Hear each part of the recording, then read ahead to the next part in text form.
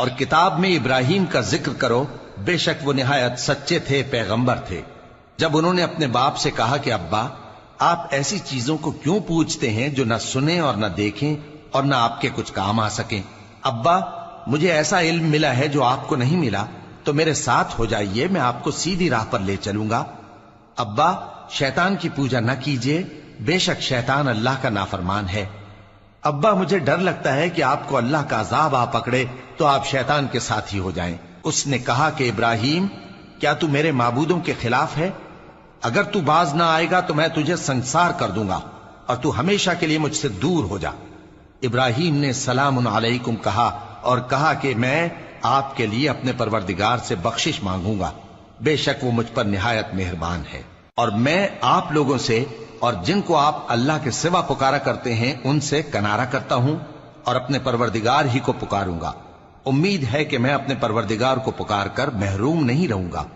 اور جب ابراہیم ان لوگوں سے اور جن کی وہ اللہ کے سوا پرستش کرتے تھے الگ ہو گئے تو ہم نے ان کو اسحاق اور اسحاق کو یعقوب بخشے اور ہر ایک کو پیغمبر بنایا، اور ہم نے ان کو اپنی رحمت سے بہت سی چیزیں عنایت کی اور ان کا ذکر جمیل بلند کیا۔ اور کتاب میں موسیٰ کا بھی ذکر کرو، بے شک وہ ہمارے برگزیدہ تھے اور رسول تھے، نبی تھے، اور ہم نے ان کو طور کی داہنی طرف سے پکارا اور باتیں کرنے کے لیے نزدیک بلایا، اور اپنی مہربانی سے ان کو ان کا بھائی ہارون پیغمبر بنا کر عطا کیا۔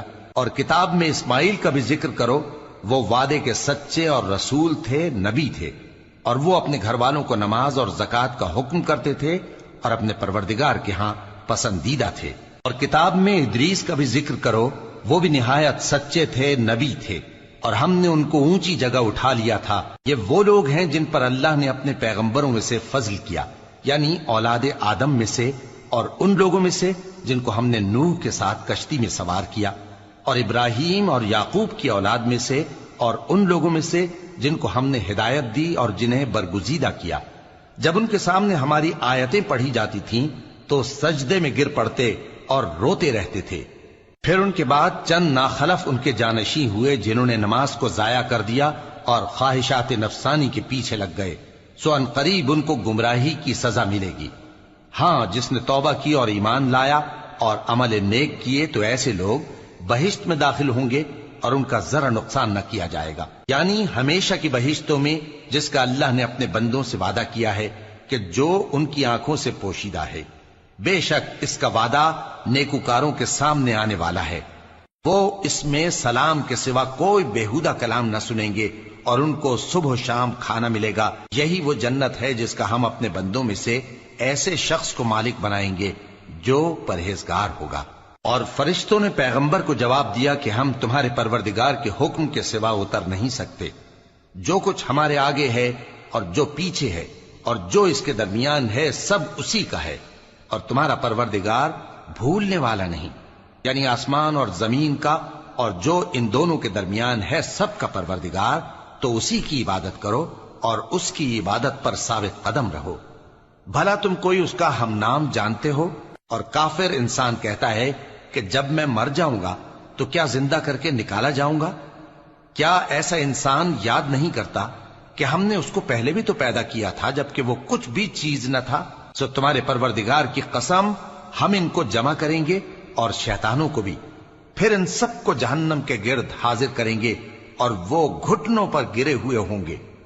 پھر ہر گروہ میں سے ہم ایسے لوگوں کو کھینچ نکالیں گے جو رحمان کے مقابلے میں سخت سرکشی کرتے تھے، پھر ہم ان لوگوں سے خوب واقف ہیں جو اس میں داخل ہونے کے زیادہ لائق ہیں، اور تم میں سے کوئی شخص نہیں مگر اسے اس پر گزرنا ہوگا، یہ تمہارے پروردگار پر لازم ہے، مقرر ہے۔ پھر ہم پرہیزگاروں کو نجات دیں گے اور ظالموں کو اس میں گھٹنوں کے بل پڑا ہوا چھوڑ دیں گے۔ اور جب ان لوگوں کے سامنے ہماری آیتیں پڑھی جاتی ہیں تو جو کافر ہیں وہ مومنوں سے کہتے ہیں کہ دونوں فریق میں سے مکان کس کے اچھے اور مجلسیں کس کی بہتر ہیں، اور ہم نے ان سے پہلے بہت سی امتیں ہلاک کر دیں، وہ لوگ ان سے ٹھاٹ باٹ اور نمود و نمائش میں کہیں اچھے تھے۔ کہہ دو کہ جو شخص گمراہی میں پڑا ہوا ہے، رحمان اس کو آہستہ آہستہ مہلت دیا جاتا ہے، یہاں تک کہ جب اس چیز کو دیکھ لیں گے جس کا ان سے وعدہ کیا جاتا ہے، خواہ عذاب اور خواہ قیامت، تو اس وقت جان لیں گے کہ مکان کس کا برا ہے اور لشکر کس کا کمزور ہے۔ اور جو لوگ ہدایت یاب ہیں اللہ ان کو زیادہ ہدایت دیتا ہے، اور نیکیاں جو باقی رہنے والی ہیں وہ تمہارے پروردگار کے ہاں صلے کے لحاظ سے خوب اور انجام کے اعتبار سے بہتر ہیں۔ بھلا تم نے اس شخص کو دیکھا جس نے ہماری آیتوں سے کفر کیا اور کہنے لگا کہ اگر میں اثر نو زندہ ہوا بھی تو یہی مال اور اولاد مجھے وہاں ملے گا؟ کیا اس نے غیب کی خبر پالی ہے یا اللہ کے یہاں سے عہد لے لیا ہے؟ ہرگز نہیں، یہ جو کچھ کہتا ہے ہم اس کو لکھتے جاتے اور اس کے لیے آہستہ آہستہ عذاب بڑھاتے جاتے ہیں، اور جو چیزیں یہ بتاتا ہے ان کے ہم وارث ہوں گے، اور یہ اکیلا ہمارے سامنے آئے گا۔ اور ان لوگوں نے اللہ کے سوا اور معبود بنا لیے ہیں تاکہ وہ ان کے لیے موجب عزت ہوں۔ ہرگز نہیں، وہ معبود ان کی پرستش سے انکار کریں گے اور ان کے دشمن و مخالف ہوں گے۔ کیا تم نے نہیں دیکھا کہ ہم نے شیطانوں کو کافروں پر چھوڑ رکھا ہے کہ وہ ان کو خوب اکساتے رہتی ہیں؟